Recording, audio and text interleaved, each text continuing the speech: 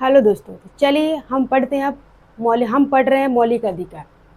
मौलिक अधिकार में हमने क्या क्या पढ़ लिया, एक बार रिकैप कर लेते हैं। तो हमने पढ़ लिया सबसे पहले अनुच्छेद 12 जिसमें राज्य की परिभाषा दिया हुआ था। अनुच्छेद 13 जिसमें ये था कि संविधान लागू होने से पहले और संविधान लागू होने के बाद कोई भी ऐसा कानून, कोई भी ऐसा विधि जो मौलिक अधिकार को कम या समाप्त करता हो तो वो शून्य हो जाएगा। ठीक है, तो वहाँ तक हमने पढ़ लिया था। अब चलिए हम चलते अपने समानता के अधिकार की तरफ, जिसमें पहला है आर्टिकल 14 से लेकर 18 तक हमने पढ़ा था कि समानता का अधिकार है। टोटल 6 मौलिक अधिकार वर्तमान में है, 7 था जो पहले ही हट गया था, 44वें संविधान संशोधन अधिनियम 1978 में हटा दिया गया था। तो चलिए अब हम पढ़ते हैं अनुच्छेद 14 को। अनुच्छेद 14 में क्या दिया है, चलिए हम ध्यान से पढ़ते हैं। तो अनुच्छेद 14 बोलता है किसी भी व्यक्ति को यानी सिर्फ भारत के नागरिक नहीं, विदेशी भी नागरिक, ये ध्यान रखना है, किसी भी व्यक्ति को भारत के राज्य क्षेत्र में कानून के समक्ष समानता, इक्वालिटी बिफोर लॉ एवं कानूनों के समान संरक्षण से वंचित नहीं किया जाएगा।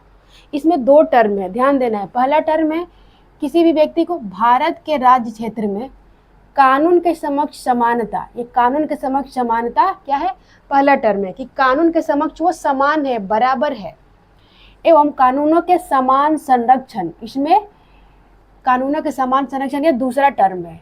तो हम ये समझते हैं कि क्या है कि वंचित नहीं किया जाएगा। ठीक है, पहला क्या था, इक्वालिटी बिफोर लॉ और इक्वल प्रोटेक्शन ऑफ लॉ से वंचित नहीं किया जाएगा किसी भी नागरिक को, चाहे विदेशी नागरिक हो या भारतीय नागरिक, यानी कि भारत के नागरिक के साथ साथ विदेशी नागरिकों को भी आर्टिकल 14 का, उन्हें भी समानता का अधिकार मिला हुआ है। ठीक है, तो अब हम दोनों टर्म को समझते हैं, पहला टर्म क्या है और ये दूसरा टर्म क्या है। ये आर्टिकल 14 में 2 टर्म है, इसे समझना हमें बहुत ज़्यादा जरूरी है। तो कानून के समक्ष समानता, कानून के समक्ष समानता का मतलब क्या है कि आप कानून के सामने बराबर है, चाहे आप कोई बड़े पोस्ट पे है, कोई IAS है, IPS है, या आप कोई मंत्री हैं, आप बराबर है। चाहे कोई आम जनता है या कोई मजदूर है, सब कानून के समक्ष समान है, उन्हें कोई विशेषाधिकार नहीं दिया जाएगा। ठीक है, और ये कानूनों का समान संरक्षण का मतलब क्या है कि ये तो सकारात्मक टर्म है, यानी कि जैसा आपकी परिस्थिति वैसा आपके साथ व्यवहार किया जाएगा। ठीक है, तो पहले समझते हैं, पहले इसको फिर उसे समझेंगे। तो यह एक नकारात्मक अवधारणा है। क्यों बोला गया नकारात्मक अवधारणा है? कानूनों के समान कानून के समक्ष समानता को हम क्यों नकारात्मक टर्म बोल रहे हैं? इसका सबसे पहला रीजन ये है, इसमें बोल रहा है कि विशेषाधिकार की मनाही मतलब हमने पढ़ा था पिछले, जिसमें नहीं शब्द होगा वो नकारात्मक बोला जाएगा। नकारात्मक मतलब बैड नहीं, खराब नहीं। यहाँ नकारात्मक का मतलब ये है सिर्फ कि उसे मना ही किया गया।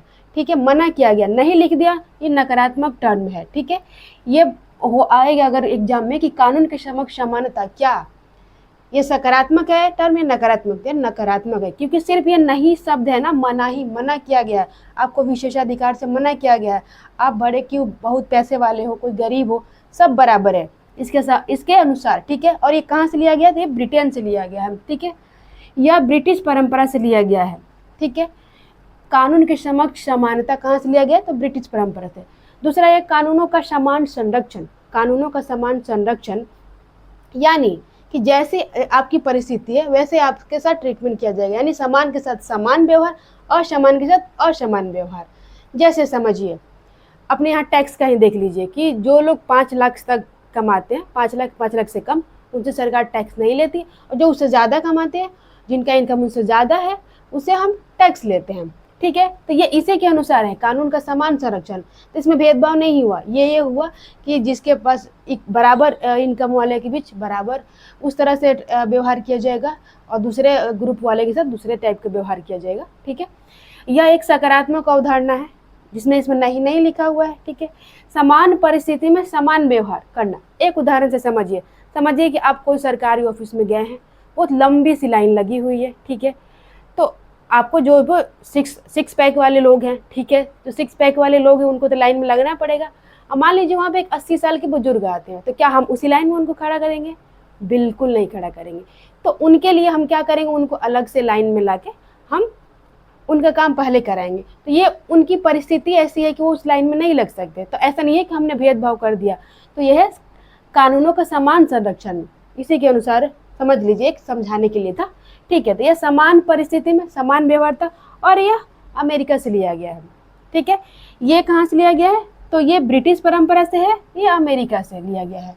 ठीक है, तो ये इसको ध्यान में रखेंगे अनुच्छेद 14 को। चलिए इसमें इतना ही रखते हैं, अगली क्लास में हम अनुच्छेद 15 को अच्छे से समझेंगे। हाँ, एक और अपवाद, इसमें अपवाद ये है कि राष्ट्रपति और राज्यपाल के लिए अपवाद है, इनके साथ सेम व्यवहार नहीं किया जाएगा, इनके जो फौजदारी होता है इस पर नहीं चलाया जाएगा। ठीक है, चलिए अगर आपको ये वीडियो अच्छा लगा तो आगे ज़रूर फॉरवर्ड कीजिएगा और कमेंट ज़रूर कीजिएगा आपको कैसा लगा। धन्यवाद।